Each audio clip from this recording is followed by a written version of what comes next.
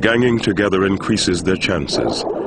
They're so small, they can fit inside the shells and mate the females undisturbed.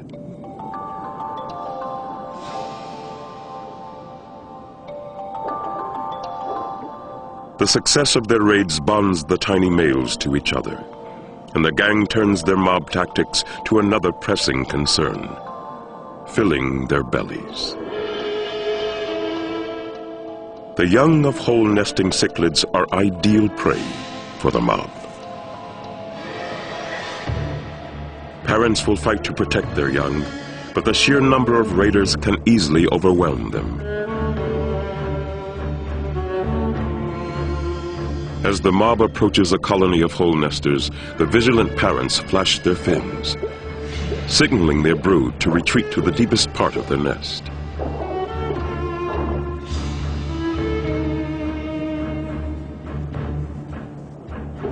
In the middle of the colony, defending parents from all sides keep the raiders on the move. All the mob can do is hit and run.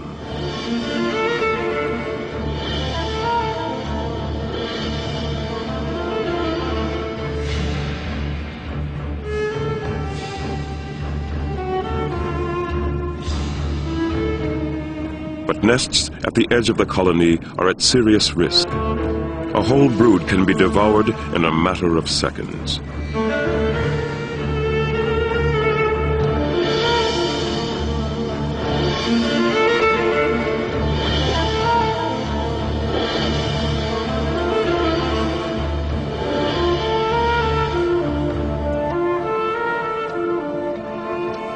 A parent's valiant defense of its young is not really what you expect from a fish.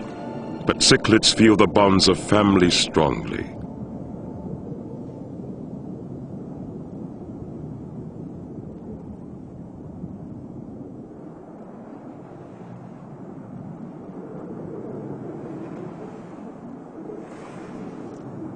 The emperors have stepped up their defense now that their eggs have hatched. But the mob is quick to join forces with other thieves, if it means a chance at an emperor's nest.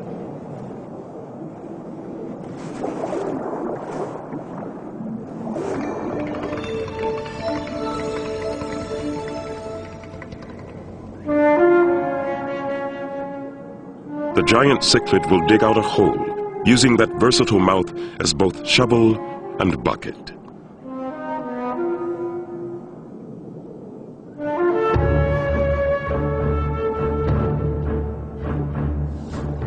Then it moves its wriggling brood to safety, mouthful by mouthful.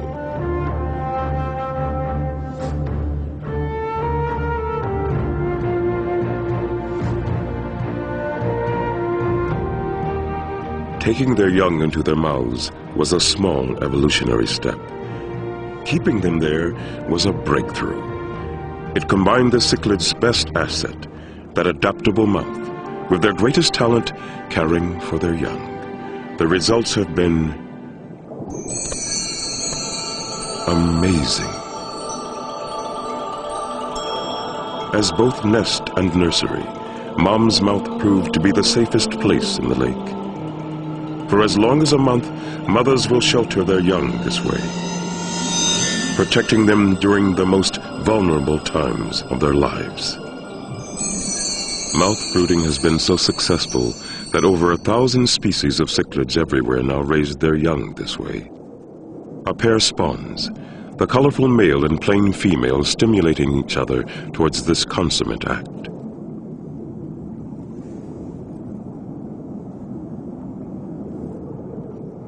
As soon as she lays a few eggs, the mother sucks them up. So eager is she to get them into the safety of her mouth, she leaves little time for the male to fertilize them.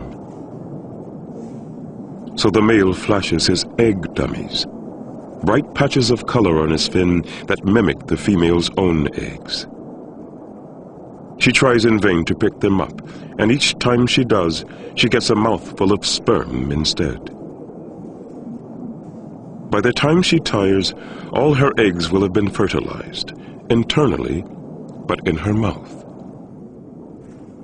Mouth brooding is an elegant solution to the cichlid obsession for safeguarding their young. But in the evolutionary arms race, there are always those who try to turn the best laid plans of others to their own benefit. These catfish have evolved into parasites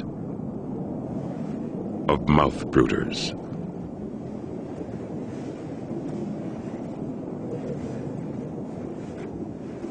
Each time the mouth brooders start to spawn, catfish swarm in to eat their eggs.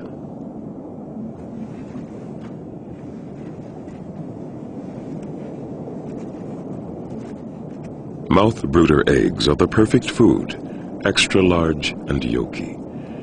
But the catfish aren't just eating eggs, they're also dropping their own. They're exploiting the female cichlid's eagerness to pick up eggs, for she gathers up the catfish eggs along with her own. Unknowingly, she is committing herself to a horrible sort of surrogate motherhood. The catfish depart, never knowing what becomes of their own young.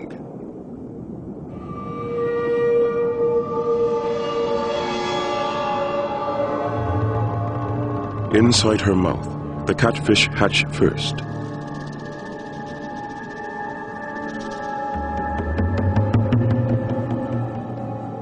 Armed with cavernous mouths and voracious appetites, the catfish turn on the cichlid fry, devouring them alive. By the time she's ready to release her young, the deceit is complete. All that remain are a few very fat young catfish.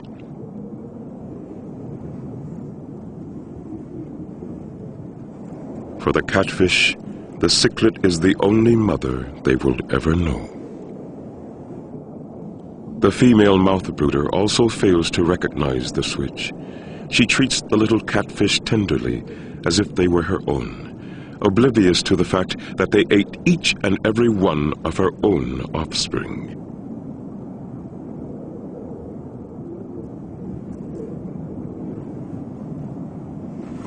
She scoops them up to protect them at the first hint of danger.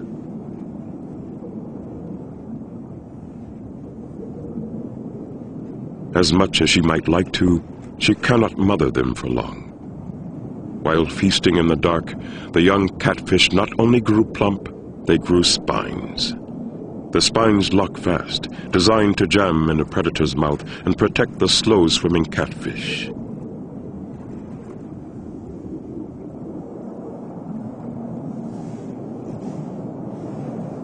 Even at this age, the spines prevent the young catfish from becoming morsels for the mob.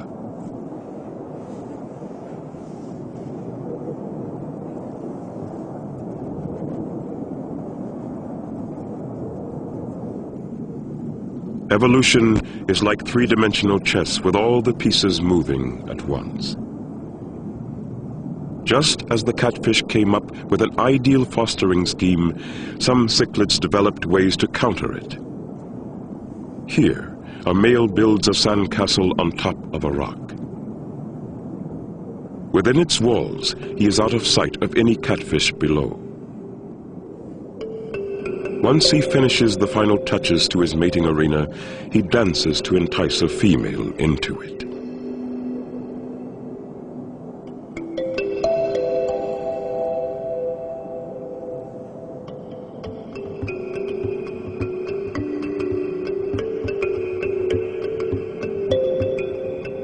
As they circle in a mating dance, the female releases her eggs.